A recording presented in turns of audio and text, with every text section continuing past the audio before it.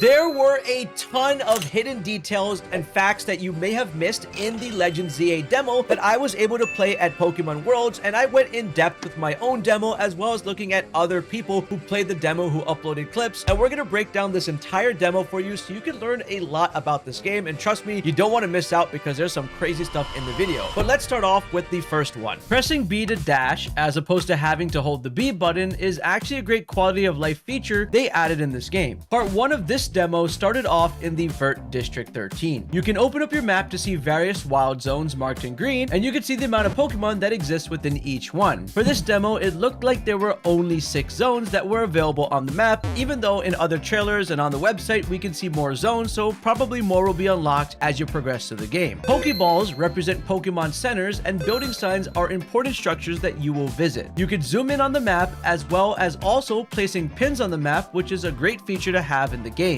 Wild Zone 4 has 6 Pokemon, Wild Zone 3 has 6 Pokemon, Wild Zone 5 has 7 Pokemon, Wild Zone 1 has 7 Pokemon with the marked up Weedle, Fletchling, and Mareep, which means our player already went through Zone 1. Wild Zone 6 has 7 Pokemon, and Wild Zone 2 has 6 Pokemon. The current mission that we're in is the 4th main mission in the game. Mission 1 says that you get your travel backpack, Mission 2 says that you escape from the battle zone, Mission 3 is a new life in Lumiose City, and this Mission 4 that we're doing is battling in the ZA Royale. But before we continue on, let's talk about a few more details. During this demo, you get a Chikorita that is level 8, a Mareep that's level 6, a Fletchling that is level 6, and a Weedle that is also level 6. When you select a Pokemon, you can check their summary, restore their health, change moves, swap Pokemon, and give them an item to hold. When you select the check summary, you'll notice that there is a current number of experience points that you'll need in order to level up. You can also see the size classification, which means Pokemon sizes are making a return in this game again. You'll also notice the OT trainer name, and for this demo, it was Harmony with an attached ID number, and you can add markings to your Pokemon to help your organization. By going to the move selection, you'll notice current moves which can be accessed with the right set of buttons of X, Y, A, and B. On this menu, you can also swap out moves by selecting the X button. Stats of Pokemon can also be seen, which means natures are still a thing in this game. The stat being enhanced will have a red arrow, while the stat being reduced will have a blue arrow facing down. The final tab down on the summary is the trainer notes. You can see the exact nature of the Pokemon here, the date you first met the Pokemon, and the location of the Pokemon. You can also see the level you caught this Pokemon at. Consistently on the bottom of the summary page, if you press the minus button, you can change the nickname, and pressing the X button changes the moves. On the moves page, you can see the type of move, the category of it, whether it's physical or special, the power, and the big thing, the cooldown time, which is replacing the turn-based mechanic in this game. During someone's demo, it was mentioned that if your Pokemon has a higher speed stat, that the cooldown time of the moves would be even faster. You can also tab over to Zygarde to see available TMs in the game. You can press Y to rearrange the moves, which actually matter in this game since it's not turn-based, so you're going to want to prioritize your important moves with a button that you are usually pressing. And before we move on to the next one, I just wanted to say that I will be covering ZA non-stop on the channel, so hitting that like button, that subscribe button, and turning on that notification bell is really important so you don't miss out on anything. I will be playing the ZA demo again at PAX West, so make sure you tune in for that in case the demo has any differences. Now back to the video.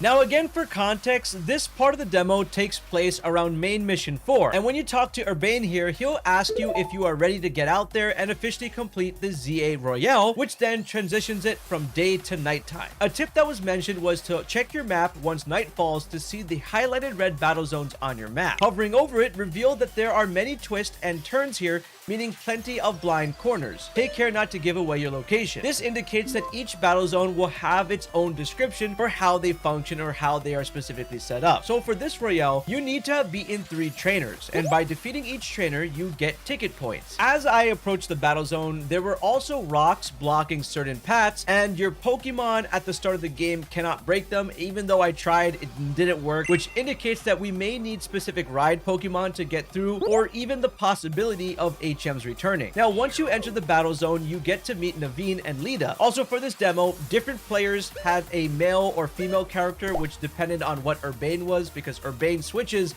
depending on your main character. Urbane mentions that I'm rank Z, which is the lowest rank in the game, and in order to get a challenger's ticket, I need 1,000 ticket points, which are earned from trainer battles. For this battle zone, I could also return back to Urbane for healing at any given time. Now, Naveen also mentions that if morning comes, you're literally going to be out of time for these battle zones, which means you should never waste time at night inside battle zones. Maybe for this tutorial only, where we're going to have it stay nighttime, but normally you want to complete it as fast as you can. Now, a huge quality of life improvement is that your character automatically picks up items on the ground, which are these little gold sparkles. In battle zones, if a trainer instantly spots you like this one, the battle immediately begins. So the moment they make eye contact with you. Now, when you're in a battle with the trainer, if you look at the top of your screen, you'll see the total amount of Pokemon that they have indicated by the Pokeballs. Now, I just want to talk about the battle mechanics real quick, as when I first saw it and showed off for the first time in the trailers, I was initially worried that it could make or break the game, and I wasn't too sure how it would play out, but when I finally got my hands on it, it was really well done. It's actually extremely close to feeling like Xenoblade Combat if you ever picked up that game with how your character moves around. Now, when you run around, your Pokemon follows you and gets out of the way of enemy attacks during the battle. However, if you hold down the ZL button, you'll then lock onto the opposing Pokemon, and the moves on the bottom right corner of the screen will show up. It's actually pretty simple. Now, something really interesting that you'll notice is that there are 5 dots that show up above the opposing Pokemon. Each dot actually represents a stat, and from left to right, it's attack, defense, special defense, and speed. In this footage by Austin John Plays, if you zoom in really close to the Bellsprout itself, you'll notice that there are 5 dots above its head.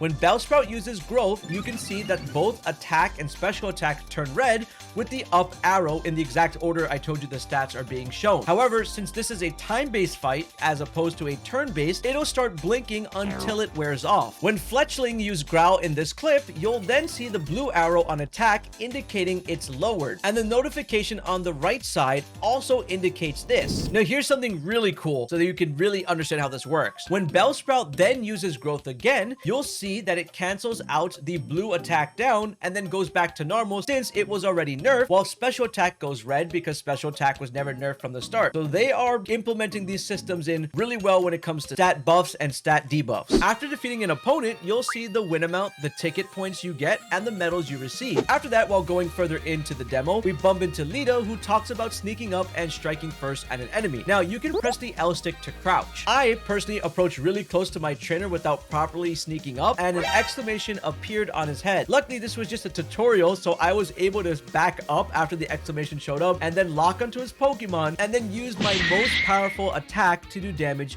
to his Pokemon. So always use powerful attacks when attacking a trainer's Pokemon who's not facing you. I know it's kind of crazy that you attack their Pokemon while their back is turned. So that's it. Aim for strong attacks when sneaking. You can also see the trainer rank and the enemy Pokemon level before you even approach, so you don't have to get involved in a fight you're not prepared for. More on that in a few. If you get a successful hit, you'll see advantage, and then the text "now's your chance" shows up. If a Pokemon gets a status effect like poison, it looks like you need to use an item in order to clear the status effect or a move that is going to do that. Now, there is something really interesting about poison, and this clip was found on Munching Orange's X account or Twitter, and what it is if your Pokemon is out of the Pokeball while poisoned, the HP will drop all the way to 1 over time and remain that way. If you put the Pokemon inside the Pokeball, then the damage over time from poison just ends up stopping. Doesn't mean they're not poisoned, but it just stops going down in HP. So let me know how you think other status effects like burn or paralyze may work, and also it seems like poison might actually be the strat to use on an enemy. If you happen to lose to a trainer, the game mentioned that you'll give up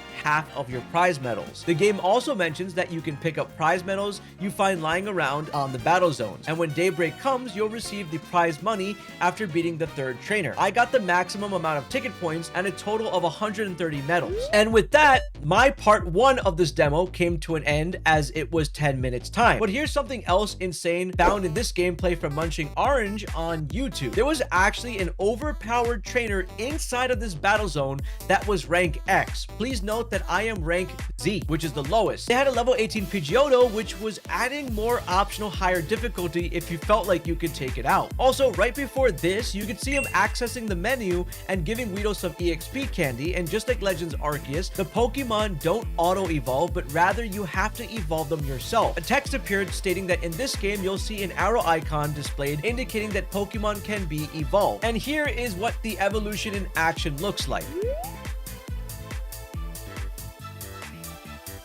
So now we're going to be covering the demo part 2, which is 2 essential parts: chasing Mega Zygarde down and a Mega Rogue Absol battle. So while following Zygarde, you actually come across the Saison Canal, which is indicated by a sign. So it looks like these signs are going to majorly talk about specific locations of the game. And these canals are ones that lead you toward Lumiose Tower, and they had a similar canal that was shown off actually in the reveal of Legends ZA, which had, I think, Magikarp and Dratini's and other things just swimming in it. Now, during the instance of following Zygarde, it's kind of a locked cutscene, so your character can't roll, you can't really enter other zones, and you have Emma on your screen consistently nagging you like, do you see Zygarde? Are you following? So it seems like certain locked instances, you have to do the task once it begins. Also, while doing this, we walk by Wild Zone number 6, which contains 7 Pokemon in our earlier analysis. You can also see that we are transitioning from the Vert District, aka the Green District, to the Jaune District, sorry if my French doesn't sound great, which is the Yellow District. And if you didn't know, on the drawn map that Pokemon revealed for Legends ZA, there are 5 districts marked in color. You can see them divided up, and these are most likely named after the plazas from Pokemon X and Y in Lumiose City. So as opposed to plazas, they are now districts since the city is a lot bigger. The green one was Vert, which we started off our demo in. The yellow one is Jaune, I think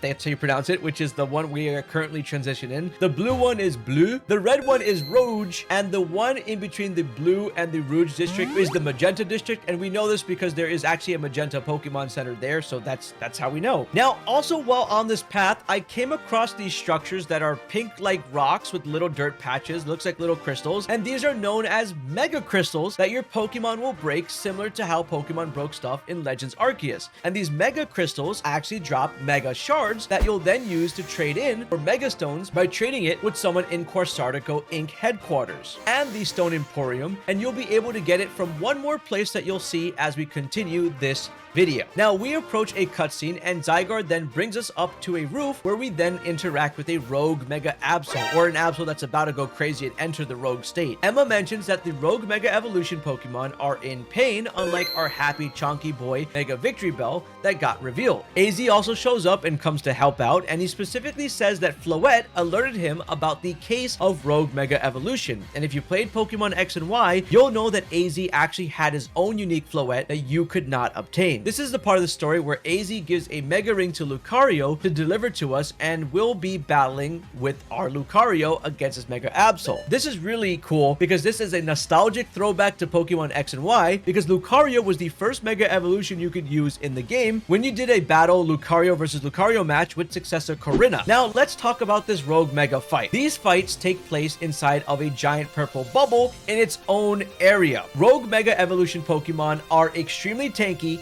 and have a ton of HP and legitimately feel like actual bosses Pokemon. And when you do damage to them, it doesn't do as much. As your Pokemon attacks a Rogue Mega, orbs of Mega Power burst out of it, and you have to collect them to fill up your Mega Ring. Please note that your character automatically collects them again, and you don't have to press the A button or B button, it just auto pickup, which is really nice. Now, once your Mega Ring is fully charged, and it's indicated by the Mega gauge at the bottom right of the screen, you then can press the R stick to Mega Evolve your Pokemon. And this was really cool and pretty nostalgic. And your Pokemon starts to do a lot more damage once your Pokemon enters Mega Evolution. You just have to make sure to sort of pay attention to the Mega Evolution meter, because if it runs out, you'll then return back to normal. Also, here's something interesting. You can maintain longer time in Mega Evolution by picking up Mega Power that drops when you hit it. So even though you're in Mega Evolution, you can still maintain in it and the gauge fills up. Now, these Rogue Mega Pokemon specifically target the player, so you have to really dodge and roll out of the way to avoid taking damage. There's legitimately mechanics to this, just like Legends Arceus had it for their frenzied fights. Now, some mechanics I noticed for just Absol is dodging out of the way when Absol does a jump attack on you, avoiding the giant AoE circle that Absol also creates that you need to get away from. A cool thing that happened was if you hit Protect, Lucario actually protects a little bit of damage and doesn't get hit by the damage there. So got to see what Protect does, pretty interesting. And you also have to dodge a projectile air slash that Absol also throws out. You can also see the same 5 dots we talked about earlier